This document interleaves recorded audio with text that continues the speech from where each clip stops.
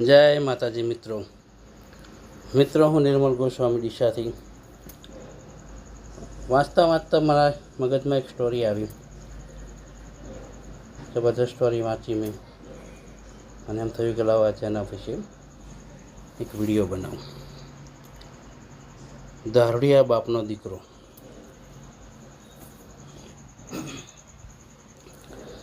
એક ગામની અંદર એક પરિવારની અંદર પતિ, પત્ની અને 2 બાળકો.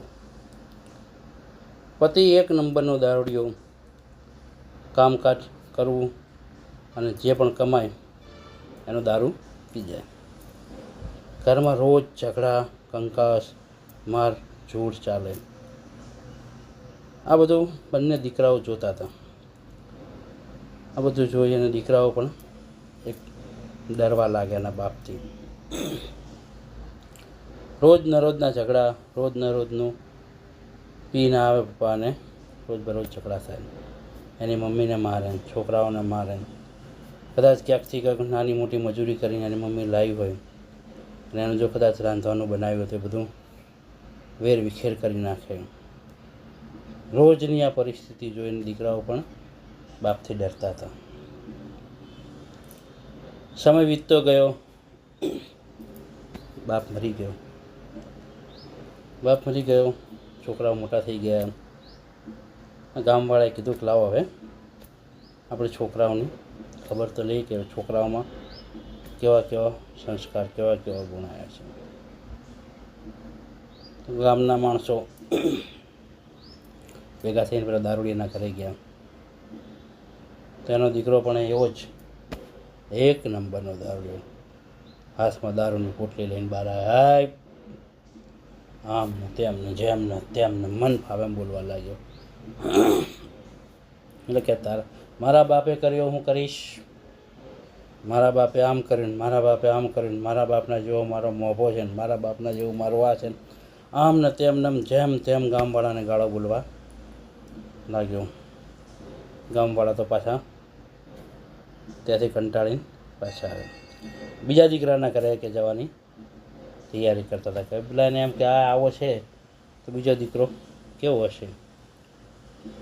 બીજા દીકરાનું સરનામું લીધું ને તપાસ કરી કે ચલો આપણે 5 જણા ભેગા થઈને જોઈએ તો ખરા. બીજા દીકરાના ત્યાં ગયા. બીજા દીકરાના ત્યાં પહોંચ્યા.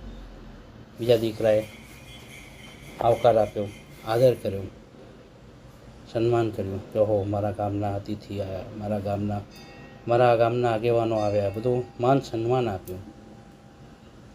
વાતચીત કરી, બેઠા. નાનો એવો એનો બિઝનેસ હતો, નાનો એવો બિઝનેસ ચલાવતો હતો. એનો પણ એક સુખી પરિવાર હતો.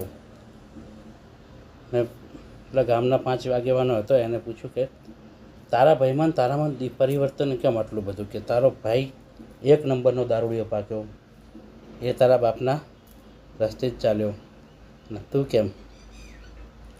એ મેં મારી માની કરુણતા જોઈ હતી, મેં મારી માના દુઃખ જોયા હતા, મેં મારી માને અડધી રાતે રડતા જોઈ હતી, મેં ભૂખ્યા પેટે મારી માને સૂતા જોઈ છે, મારા ભાઈને સૂતા જોયો છે.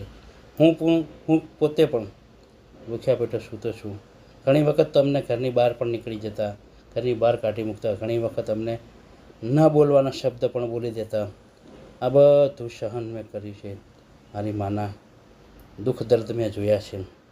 એટલે એ જગ્યાએ મેં ત્યારથી નિયમ કર્યો કે આ જગ્યાએ, આ રસ્તે હું ક્યારેય નહીં ચાલું. કેમ કે આ રસ્તે ચાલવાથી બરબાદી જ થાય છે. કે મેં મારી માની જે રડતી જોઈ છે ત્યારથી મેં સંકલ્પ કર્યો હતો કે આ રસ્તે જવાથી કોઈ સારું કાર્ય થતું નથી. અને આપણું પોતાનું માન સન્માન આપણે પૈસા આપીને ગુમાવીએ છીએ. આજે દારૂડિયાનું ઘર જુઓ અને તમારું ઘર જુઓ, બંનેની સરખામણી કરજો. દારૂડિયો કદાચ દારૂ વેચવાવાળો મહેલમાં રહેતો હશે અને દારૂ પીવાવાળો ના ઘરમાં 4 પાઈએ સાજી નહીં હોય. મેં આ બધું માર્કિંગ કર્યું છે સાહેબ.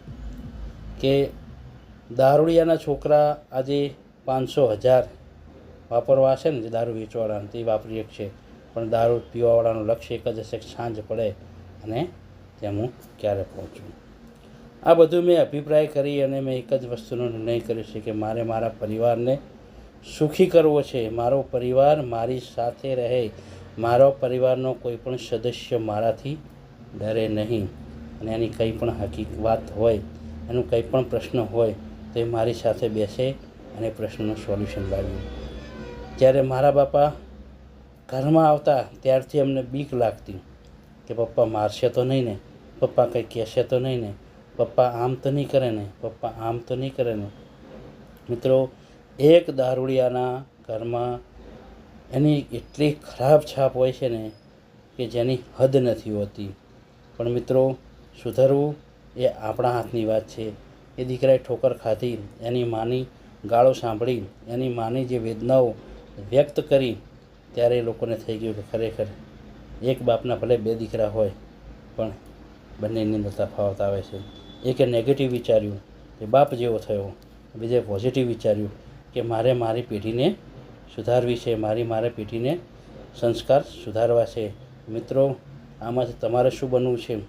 જો સારું લાગે તો લાઈક કરજો, કોમેન્ટ કરજો અને 5 તમારા મિત્રોને શેર કરજો. જય શ્રી રામ, જય શ્રી રામ, જય શ્રી રામ.